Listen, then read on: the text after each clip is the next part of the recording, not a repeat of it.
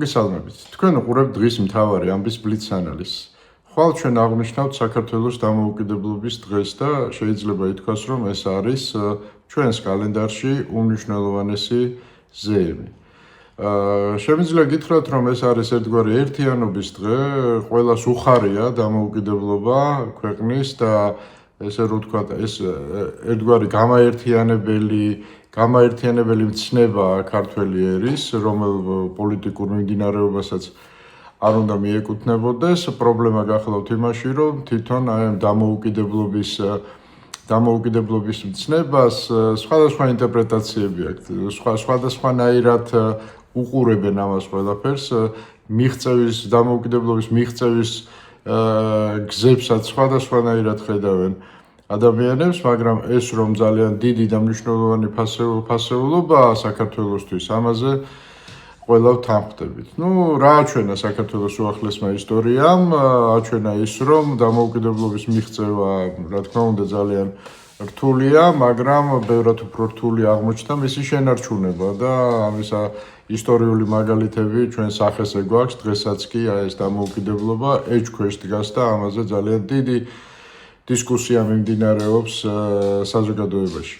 უპირველეს ყოვლისა, ჩემის აზრით, ჩვენ უნდა გვესმოდეს, რომ როდესაც ჩვენ საქართველოს დამოუკიდებლობაზე ვსაუბრობთ, რასთან ასოცირდება, ხო, რა ისტორიულ პროცესთან ასოცირდება ეს ყველაფერი, ეს უნდა გავაცნობიეროთ და დამოუკიდებლობა ეს არის პირველ რიგში, ჩემის აზრით, რუსეთის იმპერიიდან გამოსვლა, გათავისუფლების პროცესი და აი ზუსტად ამ სულისკვეთებით უნდა იყოს ეს დღე, ესე რომ ვთქვათ, გამსჭვალული, რომ ყველაფერი უნდა გაკეთდეს იმისათვის, რომ ჩვენ არ მოგვიწიოს აი სხვა ისტორიული კატაკლიზმების პირობებში, აი იმ ბოროტების იმპერიაში დაბრუნება. აი ეს უნდა იყოს ერთ-ერთი მთავარი მამოძრავებელი ძალა, აი როდესაც ჩვენ ვლაპარაკობთ ამ უდიდეს ფასეულობაზე. სამწუხაროდ უნდა ითქვას, რომ ბოლო წლების განმავლობაში რისკები არათუ არ შემცირებულა, რომ ჩვენ ესე რომ ვთქვათ, აი ისტორია უკან დაბრუნდეს და ჩვენ აღმოჩნდეთ ისევ ამ იმპერიის ნაწილი, გაიზარდა საგრძნობლად გაიზარდა ძალიან ბევრი მიზეზით. მე უბრალოდ მინდა დღეს თქვენი ყურადღება შევაჩერო საკმაოდ მზაკრულ პროპაგანდისტულ ხრიკებზე, ხო, პოლიტექნოლოგიურ ხრიკებზე, როდესაც ჩვენ მავანი გვეუბნება, რომ არ არსებობს პოლიტიკაში, არ არსებობენ მეგობრები, მტრები და ყველა ერთიანია, ყველას რაღაც თავისი მზაკრული ინტერესი აქვს და აი ეს პროპაგანდისტული ხაზი ძალიან ეშმაკურად არის მოფიქრებული, პირდაპირ გეტყვით, გასაგებია, რომ რუსეთის გათეთრება ქართველის ცნობიერებაში, ხო, ბევრი მიზეზის გამო შეუძლებელია. ამიტომ თუ შენ ვიღაცის ზემოთ აწევა არ შეგიძლია, გათეთრება არ შეგიძლია, სხვებიც უნდა გააშაოს, სხვებიც უნდა ამოგანგლო ტალახში, გაათანაბრო და შესაბამისად ის შედეგი მიიღო, რაც გინდა, ხო? და ეს არის იმპერიის მთავარი მიზანი. იმპერიას ჩვეულებრივ ესმის, რომ ის არავის არ შეუყვარდება საქართველოში, მაგრამ სხვების თუ შეძულდება, ამით უკვე თანაბარ კონკურენტული ბრძოლა გაიმართება, სადაც რუსეთს ბუნებრივია საქართველოში აქვს გარკვეული